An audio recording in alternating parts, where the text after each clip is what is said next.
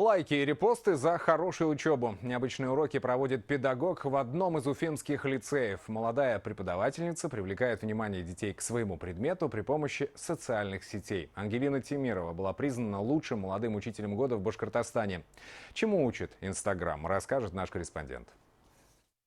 Советы по рисованию, арт-словарь, истории изобразительного искусства и необычные конкурсы. Именно этим заполнена страничка в Инстаграме Ангелины Тимировой. Методику обучения с применением социальной сети педагог начала использовать примерно год назад. Зачем придумывать что-то и звать их в какие-то ресурсы? Вот сейчас их много, много всяких школ онлайн, где можно тоже брать уроки, и мы зовем их туда регистрироваться, но они после школы выходят, и они не там. То есть они покидают школу, покидают и эти ресурсы. Помимо того, что педагог делится со своими учениками полезной информацией, она также проводит прямые эфиры из выставочных залов и галерей, стараясь передать атмосферу и знания своим ребятам. Советует полезные книги и фильмы, а за успехи в учебе поощряет билетами в музей. Уроки очень нравятся, все проходит очень интерактивно. В прошлом году я участвовала в марафоне по рисованию. Победителем стали многие люди.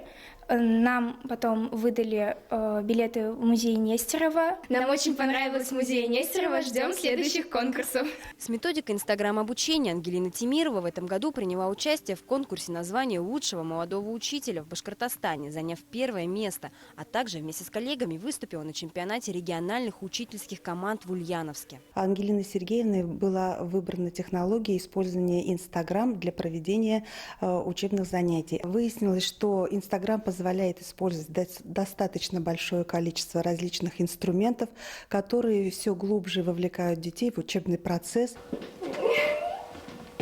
Несмотря на каникулы, ученики общаются с преподавателем, рассказывают об успехах. Говорят, очень ждут начала учебного года, чтобы вновь оказаться на уроках. А учителя надеются распространить такой метод занятий и найти новые способы, как заинтересовать ребят. Айгуль Хатыпова, Станислав Птица и Азат Тузбеков. Новости Уфа.